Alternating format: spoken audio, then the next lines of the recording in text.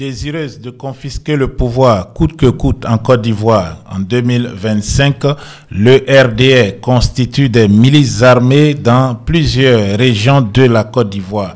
Ainsi, chaque ponte du régime RDA dispose de sa milice privée. C'est ce que nous apprend notre sœur, cette intervenante de la France, nous dit donc que le régime s'apprête, le régime finance donc des groupes armés, des miliciens, des enfants dits en conflit avec la loi qu'on forme militairement et à qui on donne donc des armes pour, et si besoin en était, les jeter dans les rues contre les opposants et les populations paisibles qui viendraient manifester. Où se situe donc l'armée nationale dans toute cette affaire? La question est posée. L'armée va-t-elle laisser les miliciens et les mercenaires du RDA s'en prendre aux populations ivoiriennes qui ne veulent que vivre en quiétude, en paix, et aussi qui ne veulent que la paix pour leur pays et la paix et la stabilité pour leur pays? En 2020, au cours de la désobéissance civile et aussi au cours de l'élection présidentielle, la police et la gendarmerie avaient permis que des groupes armés, les fameux microbes, et qui se déplaçaient à bord de véhicules de transport en commun, les fameux Baka, et puissent s'en prendre aux populations à Abidjan. Les organisations de défense des droits de l'homme telles que Amnesty International et Human Rights Watch avaient décrié ces faits au cours de rapports qu'ils avaient publiés et qui ont été partagés abondamment. Nous sommes à quelques mois de l'élection et les mêmes causes causant les mêmes effets. En tout cas, tout semble se mettre en place pour un remake de 2020. Et écoutez donc notre sœur s'exprimer et lancer l'alerte quant à ce que le régime d'Alassane Dramane Ouattara prépare pour et contre les Ivoiriens en 2025. Mais je prends le cas de l'ambiguïté d'Alassane Dramane Ouattara. Bon, cette l'ambiguïté, c'est tellement qu'il continue à chercher à se présenter. Il veut se maintenir au pouvoir et ça, on le sait très bien. Mais ce qui lui donne aussi la force de vouloir se maintenir, c'est parce que derrière, bon, c'est juste après il y a aussi le président Gbagbo qui annonce, qui se dit qu'il est prêt à concourir. C'est-à-dire, c'est vrai que les vieux démons se lèvent encore. Ça va être, voilà. Donc, ce qui donne en fait la force et le courage à Alassane de résister, c'est parce que son ancien challenger aussi veut se présenter. Donc, il a certainement développé des arguments là-bas.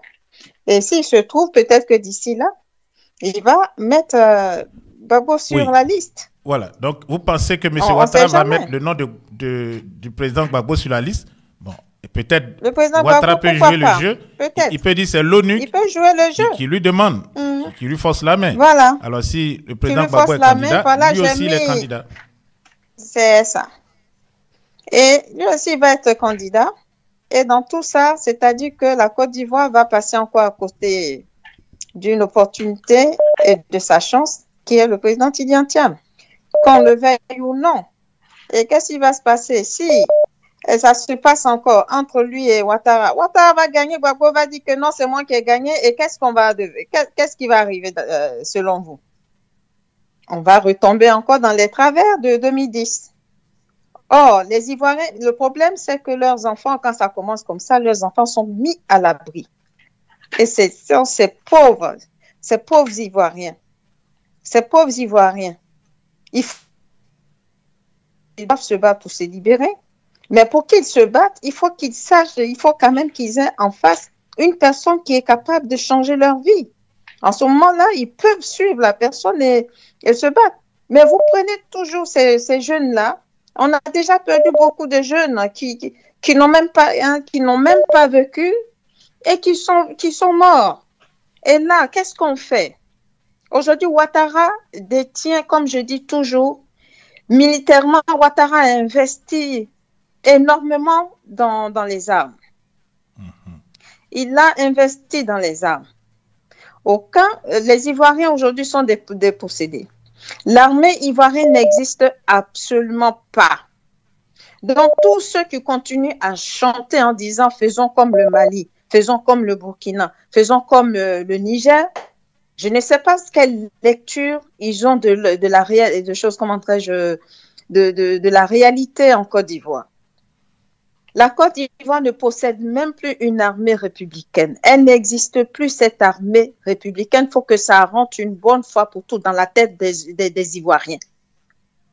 Les personnes, les corps habillés que nous voyons par-ci, par-là, ce sont des milices qui sont allées chercher, comme je l'ai dit tantôt et je le redis, Dominique Ouattara a sa milice privée, Ouattara a sa milice privée, Tenebrahima a sa milice privée, Bitogo a sa milice privée, je peux citer comme ça.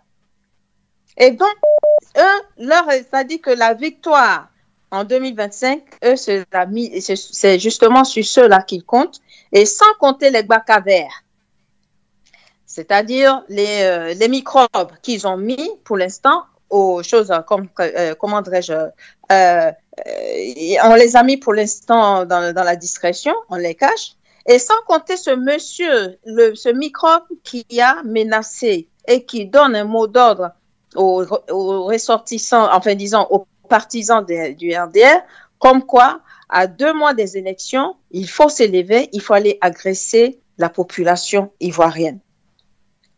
Alors, tout ça, normalement, ce monsieur, il faut saisir le procureur chargé des affaires internationales ici, puisque c'est depuis la France. Si nous sommes dans un pays de loi, donc il faut utiliser les lois de ce pays-là pour condamner ce jeune qu'on le recherche. Voilà. Donc, c'est très dangereux ce qui est en train de se passer. Donc, Ouattara joue, comment dirais-je, au chat et à la souris, parce que jusqu'à présent, il n'a pas encore l'aval de la France qu'il a mis là. Voilà. Donc, on est dedans. Donc, pour l'instant, j'ai écouté pas mal de personnes. Bon, je ne vais pas... Oui. Madame, il y a un jeune qui a parlé de probable ou potentiel coup d'État. Qu'est-ce que vous dites de cela? Est-ce que l'opposition, face à une telle situation comme au Gabon, où l'opposition s'est fait voler la victoire par les militaires du CTRI, est-ce qu'on peut voir une telle situation se produire en Côte d'Ivoire? Est-ce que Alassane Ouattara peut faire un autocoup donc pour mettre un militaire qui va sécuriser donc ses biens, ceux de ses proches et amis? Ensuite, pensez-vous qu'il peut aussi avoir un coup d'État libérateur comme ça s'est passé dans l'AES, et ce militaire-là va faire entrer la Côte d'Ivoire dans cette sphère-là de l'AES, le Ghana aussi, voilà, le Ghana aujourd'hui qui est je peux dire, dans la même direction. Est-ce qu'on peut voir ça? Bon, quel type de coup d'État peut-il avoir, si coup vous croyez qu'il peut avoir? Donc, mais c'est ce que je vous dis. Oui. C'est ce que je vous disais tout à l'heure. J'ai dit, nous n'avons pas une armée républicaine. Oui. Vous rêvez d'avoir un coup d'État qui va enlever Ouattara et puis s'installer. Quelques patriotes, on a au moins quelques patriotes. Mais les patriotes, ces patriotes-là, qu'est-ce que vous croyez? On les a tous désarmés. On les a désarmés, ils n'ont pas d'armes. Tous ceux qui ont des armes aujourd'hui, ce sont ces milices-là qui portent des armes, mais les patriotes qui sont dans l'armée, ils n'ont pas d'armes. On les a tous dépossédés. C'est-à-dire qu'ils n'ont pas d'armes, ils se baladent comme ça, ils n'ont pas d'armes. Alors, je ne sais pas à quel moment, Ouattara, qui est un ancien rebelle, un chef rebelle, il sait comment les choses se passent. C'est lui qui a fait les tentatives de coup d'État depuis qu'il a mis les pieds là-bas, en passant de 99 jusque là. Donc, il sait comment les coups d'État se passent. Donc, il n'est pas assez fou de laisser les patriotes qui sont dans l'armée être armés quand même. Ce sont les Ivoiriens. Je dis, la seule arme de la Côte d'Ivoire, c'est le peuple ivoirien et l'unité du peuple ivoirien. Parce que on n'est même pas à l'heure de dire que nous allons faire une politique démocratique, ainsi de suite. Et moi, ce que je peux aussi dire, le président Tidjane Thiam n'est pas non plus venu pour s'amuser. Lui, il va continuer à se battre jusqu'au bout. Il va se battre. Maintenant, si les Ivoiriens n'ont pas compris ça, mais heureusement que il y a beaucoup d'Ivoiriens qui ont compris et qui sont derrière le président Tidiane et qui y travaillent. Et ça, je peux vous l'assurer. Et voilà. Maintenant, il faut que les autres, il faut qu'ils arrêtent. Il faut qu'ils arrêtent. Ah. Parce que Gbagbo ne viendra pas sur le chose. Merci. Voilà. Vous dites, le dernier mot, on n'a pas bien compris. La dernière phrase. Oui. Bon, ok. Allô? Bon. Oui, alors on vous écoute. La dernière phrase. Oui, je dis, si on attend Gbagbo, Gbagbo ne pourra pas faire grand-chose. Il pourra pas, parce qu'il n'a plus l'âge. Les gens, je ne sais pas s'ils le voient physiquement, c'est quelqu'un qui est très fatigué. Et quand on dit ça, ils disent non, pourquoi vous dites qu'il est fatigué? Vraiment, merci, madame. Et puis la dame qui est passée, non, attendez, la dame qui est passée tout à l'heure, elle a dit quelque chose de très important. Elle a dit que Gbagbo a été au niveau, comment dirais-je, une justice divine a été rendue à Gbagbo. Et ça, je suis d'accord avec elle. Parce que la justice des hommes, ça n'a rien, ce n'est pas important. Ça ne vaut rien. Il a déjà cette justice divine-là.